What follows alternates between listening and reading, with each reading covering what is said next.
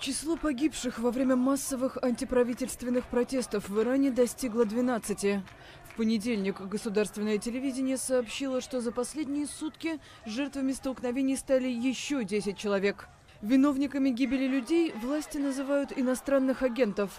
Полиция не сделала ни одного выстрела, заявил губернатор провинции Лористан. Накануне Нового года президент Исламской Республики призвал граждан к спокойствию и заявил, что свою точку зрения надо высказывать мирно.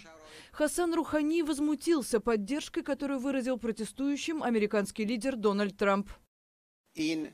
Этот человек, который сегодня хочет показать симпатию к нашему народу, еще несколько месяцев назад называл иранцев нацией террористов. И такой человек, ярый противник наших людей, теперь сочувствует иранцам? Это вызывает вопросы и подозрения. 31 декабря в Иране заблокировали мессенджер Telegram и социальную сеть Instagram, объяснив это необходимостью поддержания мира и безопасности граждан. Этими медиаканалами пользовались больше половины жителей страны.